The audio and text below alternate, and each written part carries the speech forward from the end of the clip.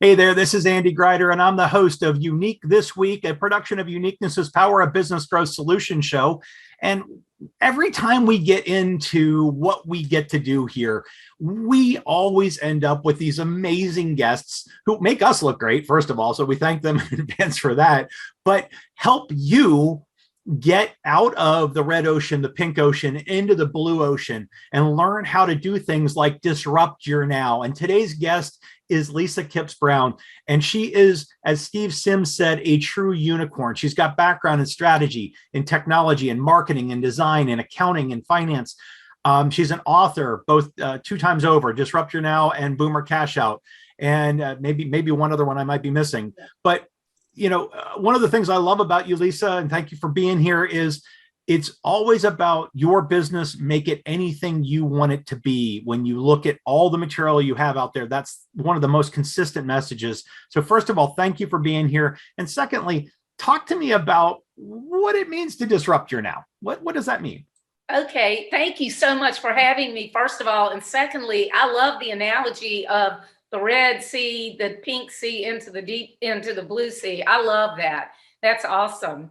Okay. So yeah, on Disrupt Your Now, I've been an entrepreneur since 1990, and I've owned this business since 1996, web and marketing strategy. I would say the biggest mistake that I have seen businesses make over the years is that they forget it's their business and they start looking at what everybody else is doing, and they build their business like everybody else. Well, okay, that's fine to learn from other people, but when you're just doing everything that they're doing and not thinking about whether it fits in with the life that you want to live, you basically can easily end up with a job that you can't leave. And, there are a lot of people who are making a lot of money, but they're miserable because they own a business that isn't what they ever wanted it to be, whether it's keeping them stuck in one place working, whether it's the amount of staff they need. Yeah, I mean, it could be any kinds of things. But I've actually made the mistake myself several times, and that's what kind of brought it on my radar. Right. I mean, one of the things that I think is absolutely key in what you just said is, you're unique just like everyone else. And that people forget to be unique. They forget to be authentic. They forget to do the things that brought them to the dance in the first place, and the things they loved about the business to start. So the fact you bring that out is really key. Let's talk about kind of how you do that. I mean, I know a lot of the testimonials I've read, Lisa, and I've read your press. Okay. and it's amazing because there's common themes in so many of them, that after an hour of talking with Lisa, I felt like I had a much better clue about where I was headed just after 1 hour.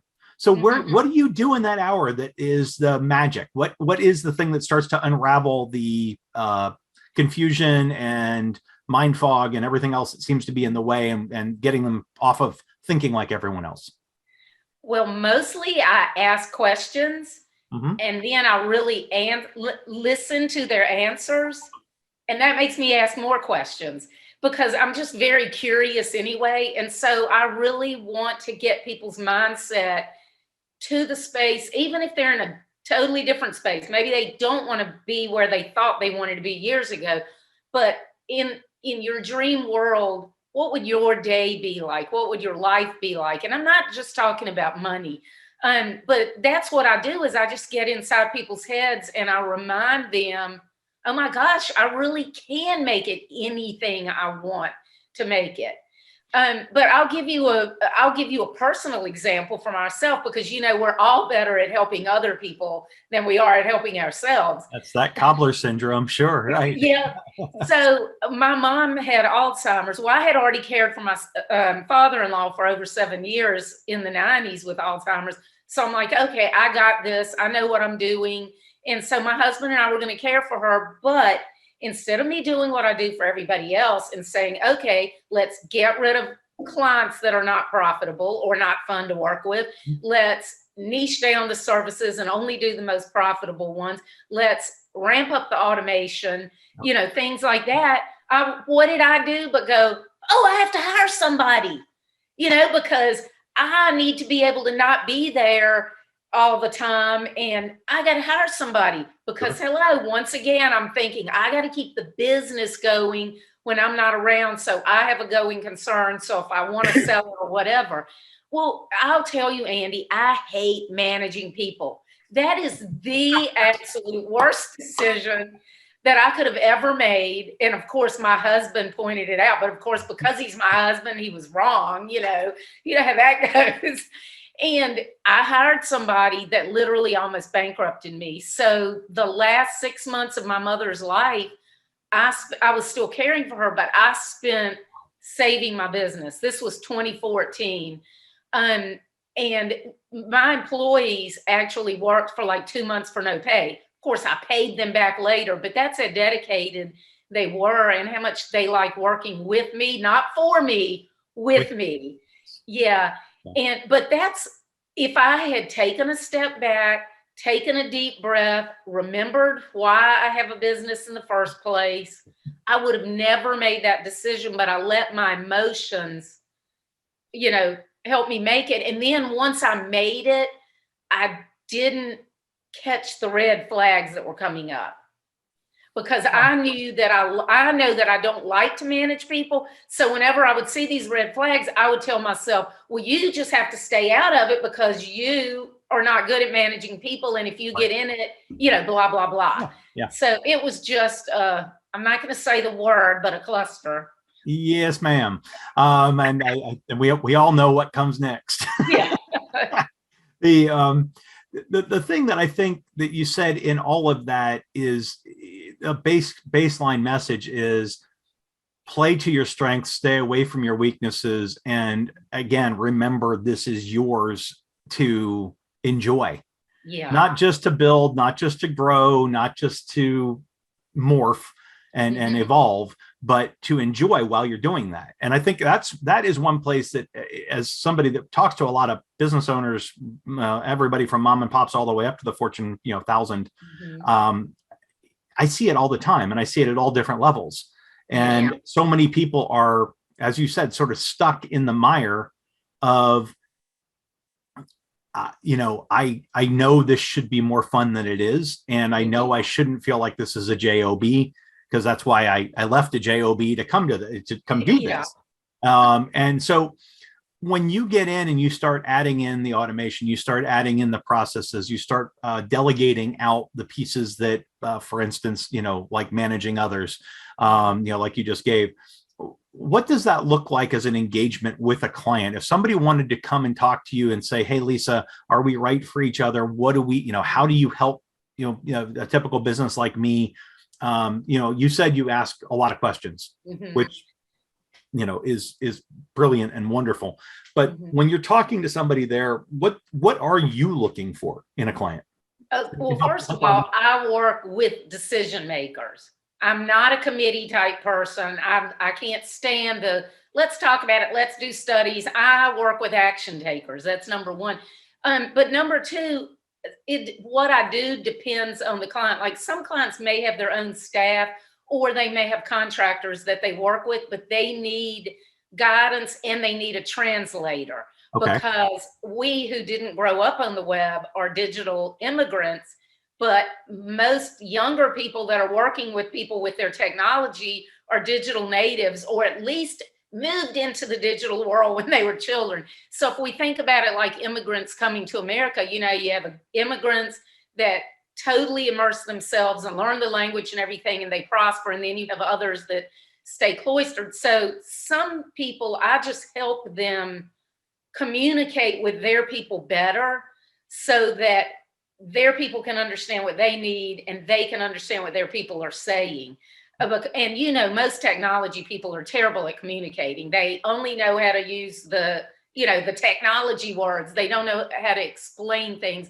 So I'm big on using analogies and helping people understand just in real world language what it means. So some people, I just do that. Right. Some people I'm kind of in between, kind of almost like a project manager where I'm working alongside with them, but I help them come up with their plans and I'm working alongside them, but I'm really only there as a guide, as a shepherd. then you have other people who may not have a team, or they may have been working with people that they don't like anymore, or trust. Some of them I will actually work with, actually implementing things, implementing and executing. So it really depends on the client and what they need and how we get along. Because I only, I've been doing this so long. I'm 60 years old. I'm like, I deserve to work with people I like. So the people that I actually would help side by side and actually help them implement and execute, those are few and far between, because most people don't fit that bill of action takers like I need. Exactly. Well, and I think that's true. I mean, if a business is being smart, you just said one of the most golden rules: work with the people who get you, that like you, that you like, and work with them, not for them. Work with them, not have them work for you. Those are all underlying pieces that make it a lot easier to get out of, like we mentioned earlier, the red or pink ocean and get into the blue ocean, because then you're all working as a team. You're all working as a cohesive unit. And it sounds an awful lot to me like, whether you're playing the role of translator, project manager, or consultant lead on all of it, however that pans out, somebody who's working with you is going to be tremendously fortunate, because again, folks, do yourself the favor. If you are interested in speaking with Lisa, she does a 15-minute appointment that is, a sort of get to know you and figure out if we're the right for, if we're right for each other. That's right on the website. But she, every review that I've read talks about how you take the stuff that has been the big picture, the tough stuff for them, and simplify it and bring it down to base terms, and sort of along the lines, like you said, like translator type of idea. But you can do that on so many different levels because of your background. And so let's talk about, let's get back to Disrupt Your Now for just a second, and talk about, we talked about how we don't want to look like other businesses, right? And that kind of thing. Let's talk about what more of Disrupt Your Now, what more that means, and what caused you to go and write that book and bring that methodology forward. Okay. Well, the second thing that I see a lot is that people in general, not just entrepreneurs, but people are like, someday I'll do this, one day I'll do that. And entrepreneurs especially are guilty of saying, oh, when I sell my business, I'll do this. Oh, hello, y'all, you're probably not going to sell it. So read my book, Boom or Cash Out, you'll realize why. But so many people are working, make as much money as they can, because someday or one day they'll do something. And then they wake up and realize someday or one day never comes, or it might not come, or by the time it comes, maybe you're not healthy or whatever. So my thing is about helping people actually live in the now and figure out what is it that would make me happier now. And I don't mean lollipops and cupcakes, but it has to be realistic. But there are things in your life, there are decisions that you make, like me making the stupid decision of hiring this person, that there are things that you can change. And a lot of times they're not even that big of a change. A lot of times it just takes somebody from the outside helping you see it, the old forest for the trees thing. Yep. So in the book, I have it broken down in 5 sections. I have the first section, you, because hello, everything starts with you. And so it's about your mindset and your self-confidence, and what do you want, and what do you have the mindset to feel that you can do this. Right. And it's not rah-rah stuff. It's all short stories from other entrepreneurs, 50 entrepreneurs who've been through what we've all been through, and they're from all different backgrounds.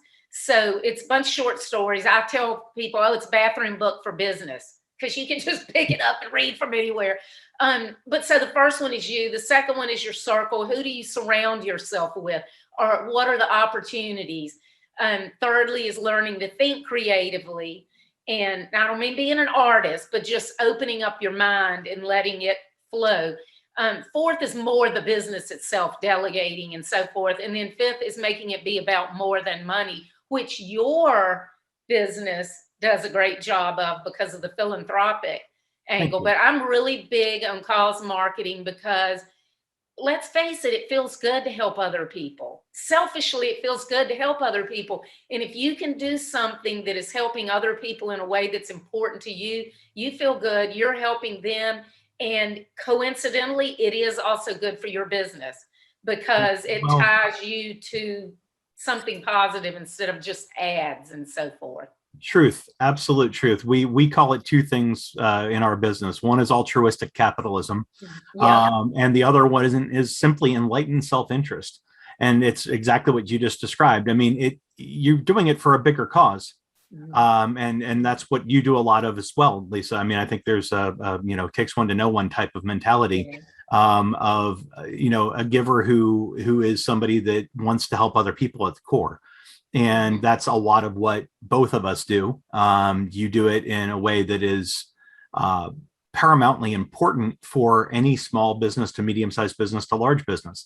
And the nice part is what you do translates across verticals, across industries, across size of business to a large degree. That said, I know you've talked about wanting to work with people you like.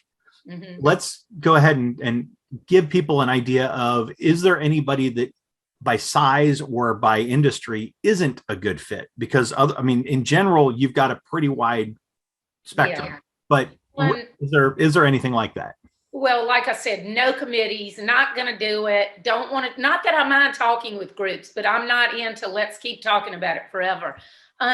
Secondly, I tend to work with smaller businesses simply because those are the easiest to get to the action takers because there's so many levels. But even within a company, it could be like some companies are set up that they have a division or department that has more autonomy. That would be the place for me, not usually at the top of the corporate structure, just because that's a whole different ballgame. Thirdly, I work with service and product-based companies, but mostly service simply because that's my background and that's what I really enjoy. That's where I see that you can really make a difference without pouring a lot of money into inventory and so forth. Sure. I'm not into, oh, how many widgets are we selling this hour? That's too granular for me. So if I'm working with a product company, I work at the higher level, the big picture. How can we focus it so that whoever is looking at how many widgets are selling, that their job is easier? So I would be a step above that with products. You are my sister from another mister, because you just described exactly what I don't like to do, which is get down to that granular detail. That's why I have my business partner. So I understand where you're at, and I think a lot of people do. And my problem is, if I do it and I'm good at it, but I get down in it and I can't get out because I get so obsessed with the details and I'm a perfectionist, I'll get obsessed over some tiny little thing. So it's like, no, if I get down in the grass, I'm stuck there. I have to stay up at the 30,000 foot level. I hear you loud and clear.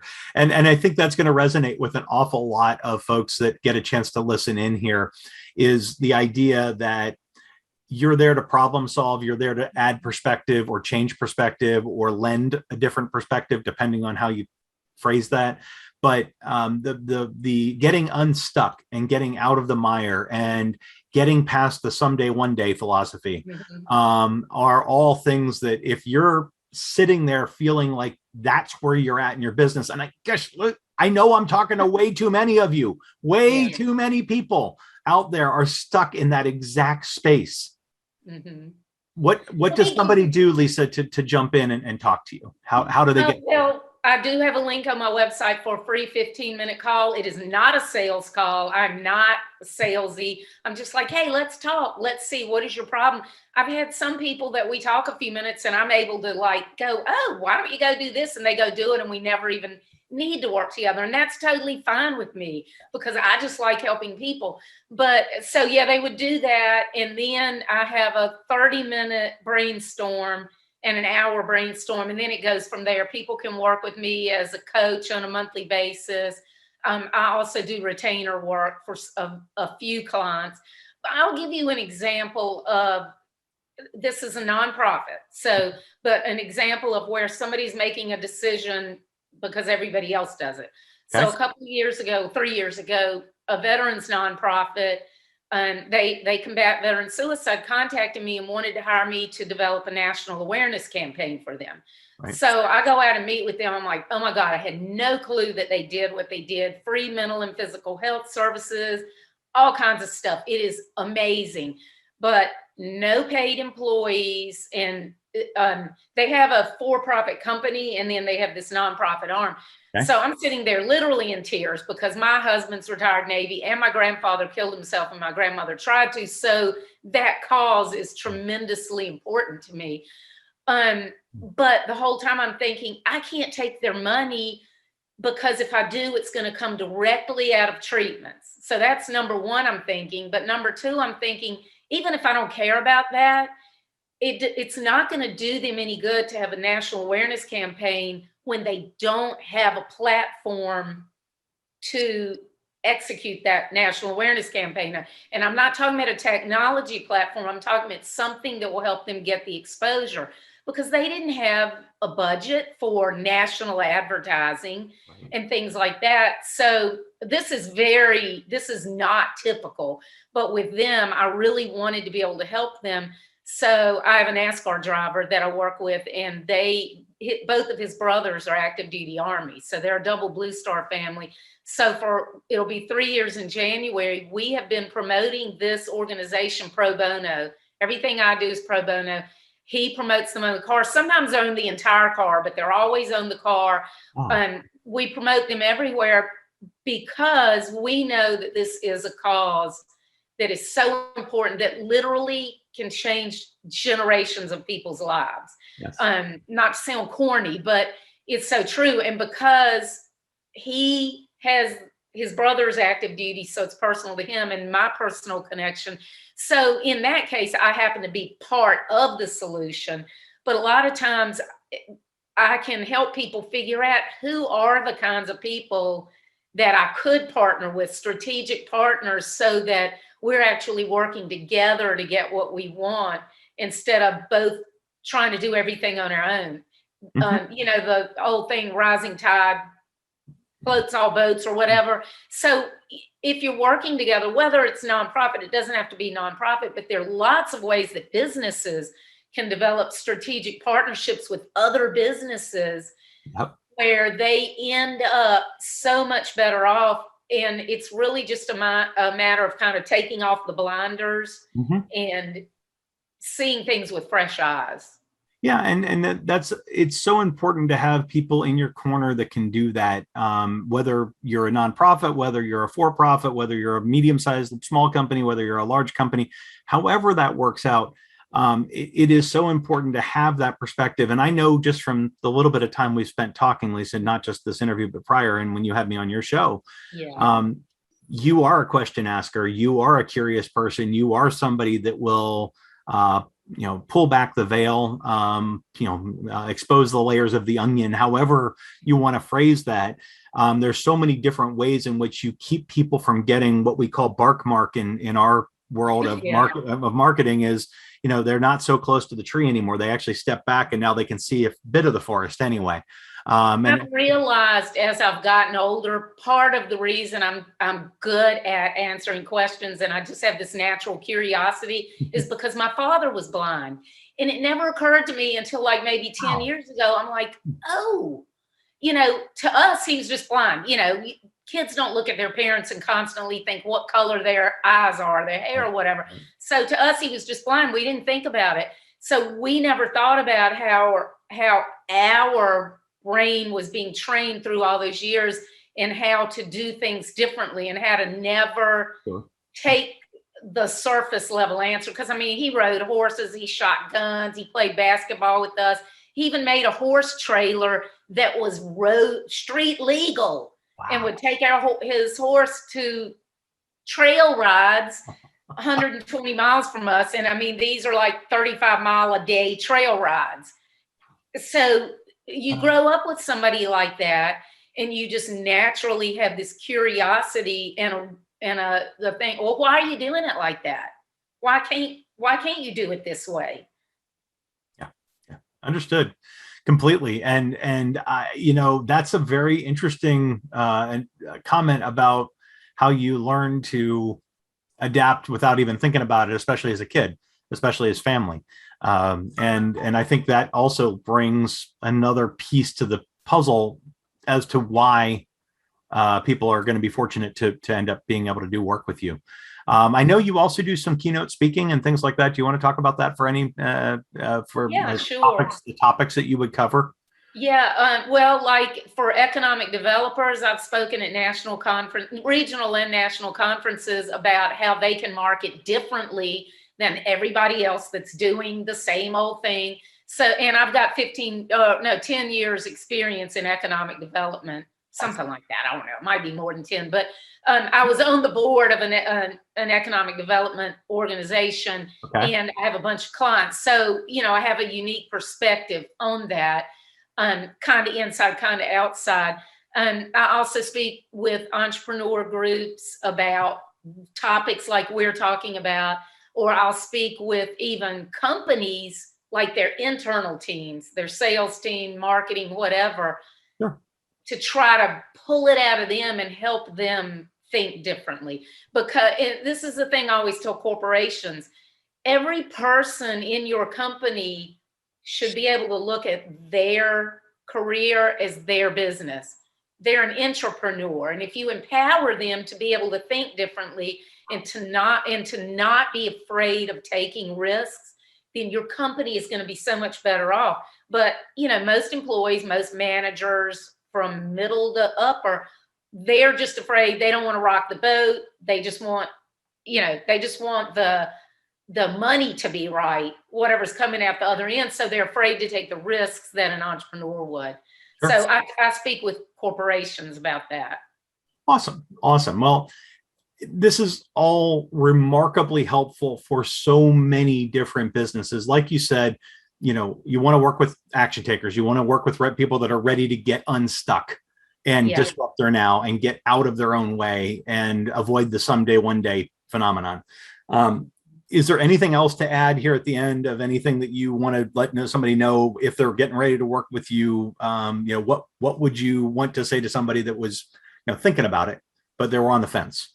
I would say, don't be afraid to talk to me for 15 minutes. I'm not going to ask you really hard. Well, it might be hard for you to answer but I'm not a salesy person. Which, hello, I'd make a lot more money if I were, but I'm just not. So if you do a call with me, I'm not going to constantly be following up. And so that's the main thing. Just don't be afraid, because I think a lot of people, especially when they are talking with somebody one-on-one, you're worried that you're getting in that fly trap where you're going to be totally sucked in and constantly be pitched. Sure. Well, I was going to say, and that is a part of how many people market. And many people sell. So I can understand the fear, but at the same time, or the concern. But get rid of that fear, uncertainty, and doubt. Pick up the phone, have that 15-minute call with Lisa, see what she can do. We'll put the contact information up on the screen here for Lisa so that it's there and the website's there and everything else is right where it needs to be. I just want to thank you, Lisa, for taking the time to be on our show today. This has been wonderful. I think we've covered a lot of ground in a very short amount of time. And you're welcome. And thank you so much for having me. Something I didn't think to say. Another thing that might help them is to watch the videos on my site, because I have a show that I do live every week, and I've had entrepreneurs from all over the world, from somebody who spent 15 years in prison for armed robbery to a guy who works with Cartier and Tiffany and Ralph Lauren. Those are his clients. So wide range of people, and so you'll realize that everybody has the same problems. I was going to say, and often a lot of the same stories with slightly different variables. Exactly. So, and I was lucky enough to also be a guest on Lisa's show. She's a remarkably excellent interviewer. That natural curiosity and ability to ask really good questions lends itself well to what she does there too. So be sure to take a look over on her site, watch the videos, get the 15-minute call, take the time to educate yourself on how you can help yourself. And, I think it's so key for so many businesses that are right now saying, hey, I really suffered during COVID. I really suffered, over the last year and a half. I'm not quite sure what to do. I've got to do something because I need a rising tide. I need my ship to rise. I can't keep sinking the way I'm sinking. So if that's the case, again, we're fortunate enough to have Lisa here. Thank you, Lisa, for taking the time. Really do appreciate it. And so my name's Andy Greider, and this has been a production of Uniqueness is Power, a business growth solution show. We're called Unique This Week. We bring you entrepreneurs and coaches and resources and strategies and all sorts of different things to help you improve your business, help you get out of your own way, help you get out of that red or pink ocean into the blue ocean again. And we try to do that by bringing people like Lisa here today that can unstick you, who can take you to the next level, who can be the outside voice of reason for you. And so again, very, very fortunate. Thank you, Lisa, for being here. Thanks. I really appreciate it. Always fun talking with you. Likewise. Likewise.